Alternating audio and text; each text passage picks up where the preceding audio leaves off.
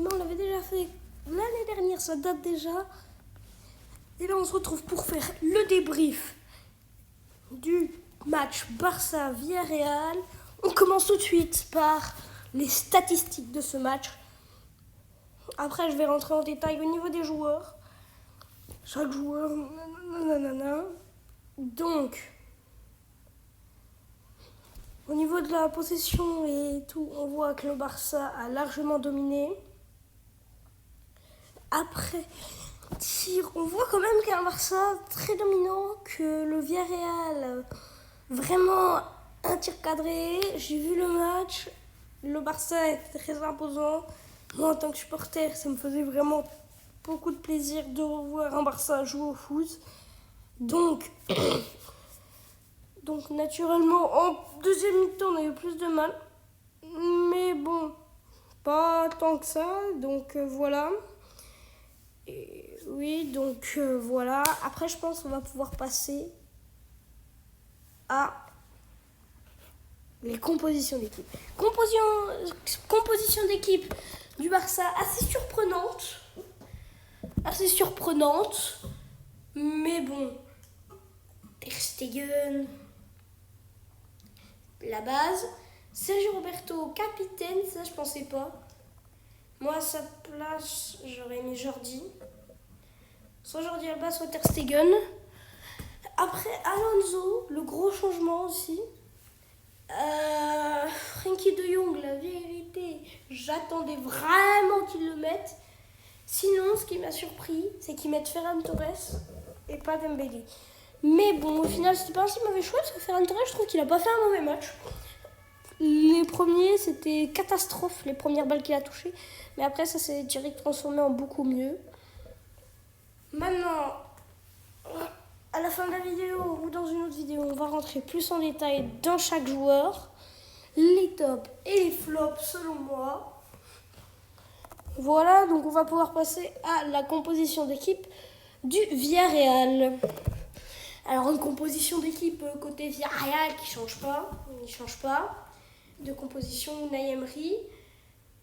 Un Rouli on était quasiment sûr qu'il allait faire une passe décisive pour le Barça. Donc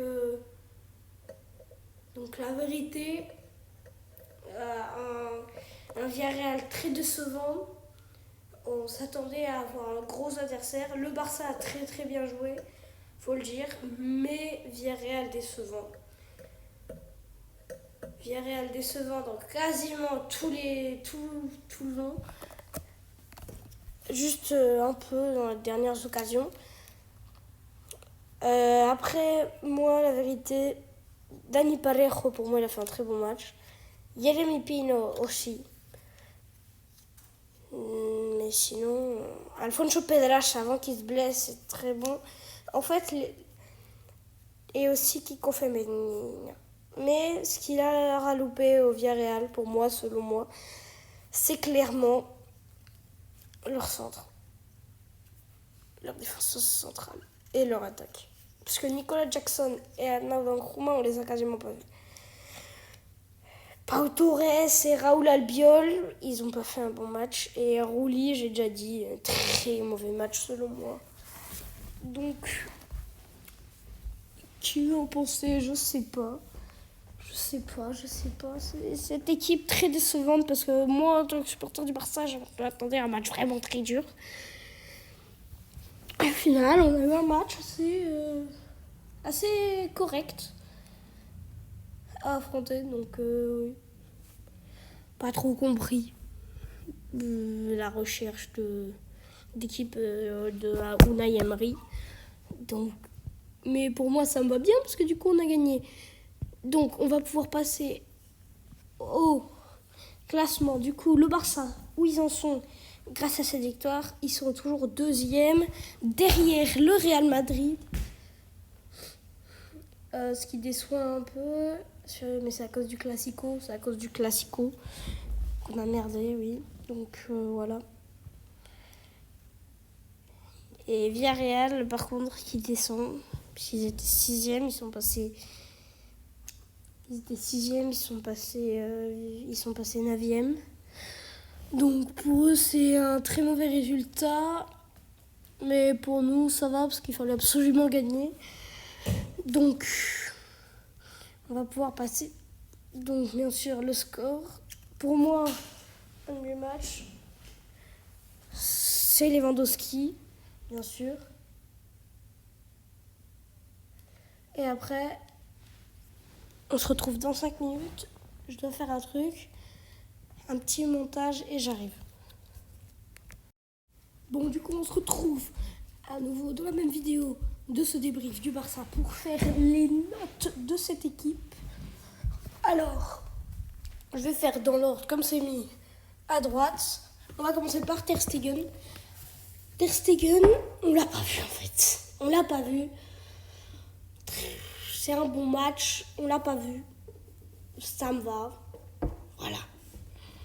On l'a pas vu, mais il a pas fait d'erreur, donc je lui mets un satisfaisant, un 6,5.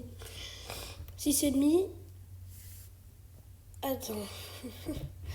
Après, Sergi Roberto. Sergi Roberto, je vais pas le mettre en parfait.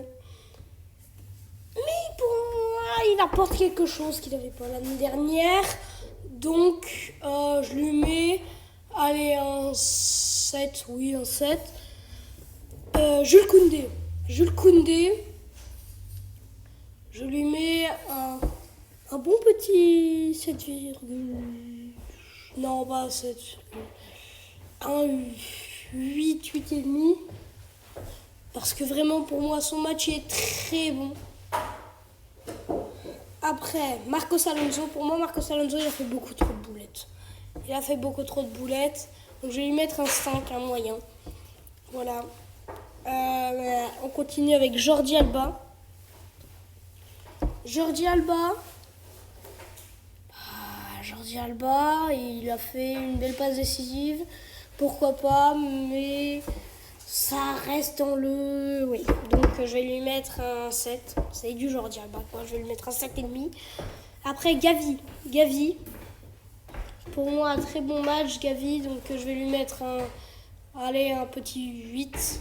Ouais, 8. Frenkie de Jong, pour moi, avec Lewandowski, c'est le même MVP.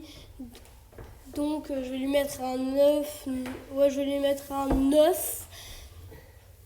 Puis on se retrouve avec Pedri, 8,5. Vous allez me dire quoi, mais on n'a quasiment pas vu. Moi je dis ça, dans le jeu sans ballon et dans le jeu avec ballon, il a su apporter des choses. Après on va passer à Ferran Torres. Dans la première mi-temps, mais qu'est-ce qui m'a fait peur. Lui, à chaque fois qu'il touchait la balle, il la perdait.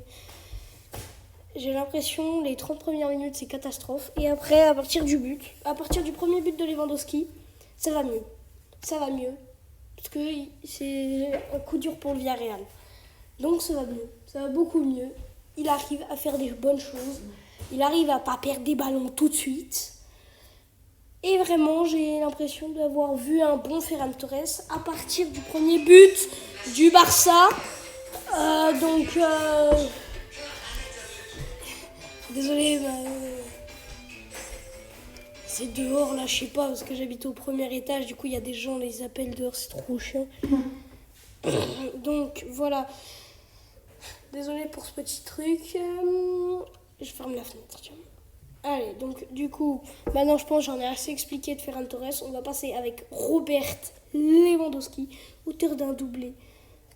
Pour moi, aussi bon Frenkie de Jong, je vais lui mettre un 9. Ah, Ferran Torres, j'ai oublié de dire. Je vais lui mettre un 7,5. Un 7,5. Un 7,5. Et voilà. Et après, je vais finir par en dessous. Je lui mets un 9 à Lewandowski parce qu'il apporte dans le jeu. Il met des buts. Il sait s'incruster. Voilà. Et quand il faut finir, il n'en a pas besoin de 58. Et enfin, on finit par Ansu Fati. Ansu Fati, le problème, c'est que là, son match, il est assez bon. Mais le problème, c'est qu'on connaît son vrai niveau et du coup, on est déçu. On est déçu parce qu'on sait de quoi il est capable et du coup, on est déçu. On est très déçu. Donc, moi, je lui mets un Si on compte, si on enlève ce que je connais de lui, c'est-à-dire son vrai niveau, je lui mets un 8. Si on compte que je connais de lui, que je trouve ça décevant comme match, je lui mets un 7. Voilà. Donc, oui. Je lui mets un 7. N'hésitez pas, si vous n'êtes pas d'accord avec ce que je dis, n'hésitez pas à me contredire. C'est bien de me contredire, comme ça je peux m'améliorer après. Bon, nous du coup, je pense on va se dire ciao sur ce magnifique résultat du Barça. Je suis très content vraiment en tant que supporter du Barça, comme ça relance notre saison. Et du coup, nous on va se dire ciao sur ça. C'était Super Geek. Ciao. C'est Super Geek, la meilleure chaîne gameplay. Tu vas t'abonner, liker, commenter, partager.